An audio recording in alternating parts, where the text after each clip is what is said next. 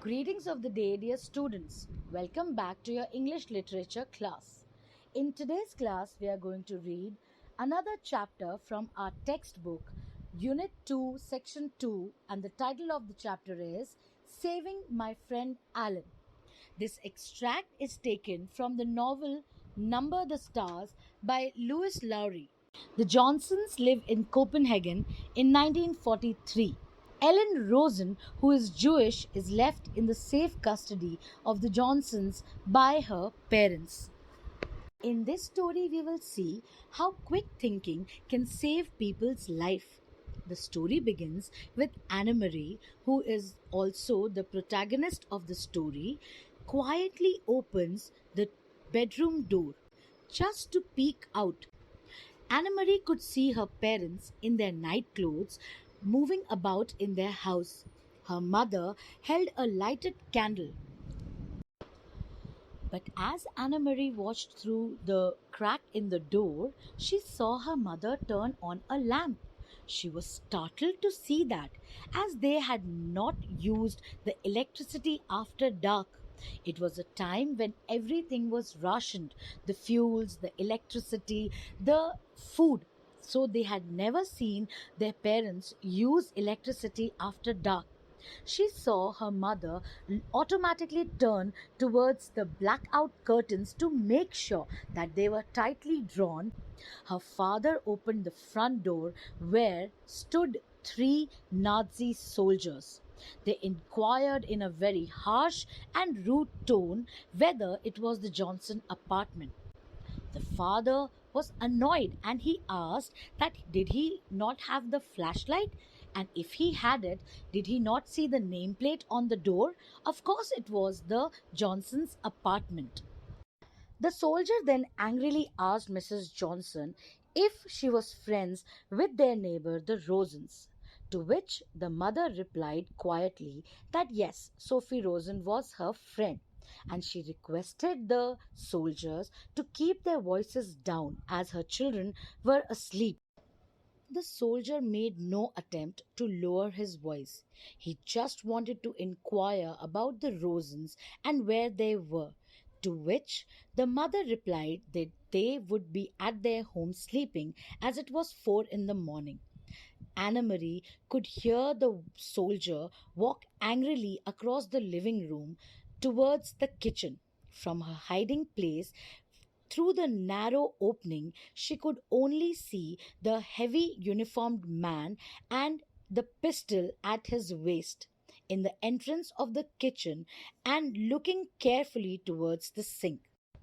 The German soldiers were getting angry by the minute and they wanted to search the apartment, to which Anna Marie's parents could not object. They just requested them to keep their voices down and not to wake the children.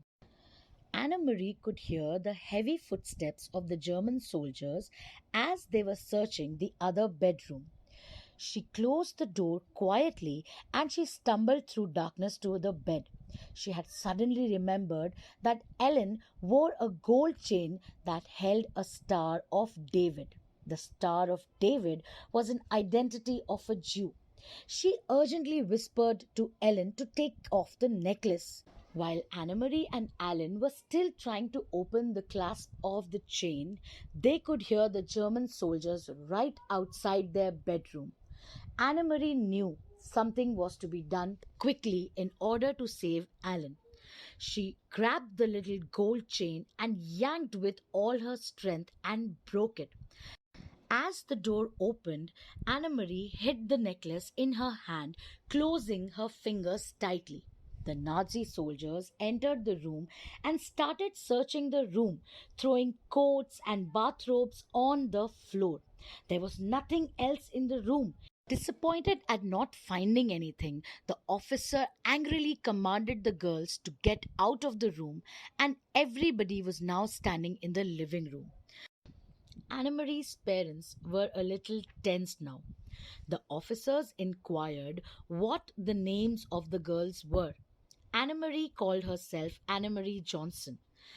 Now, Alan was taught by Mr. Johnson to call herself Lizzie Johnson.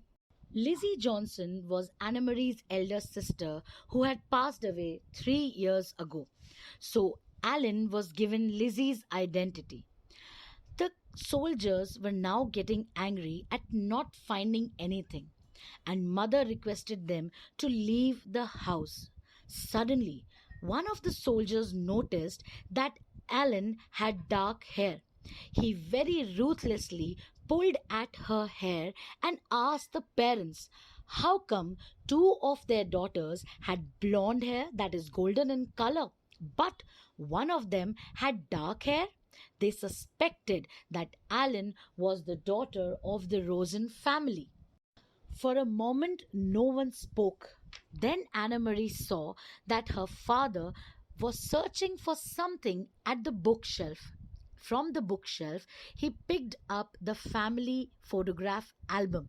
Very quickly, he searched through the pictures and tore three different pictures from three different pages and handed them over to the German soldier.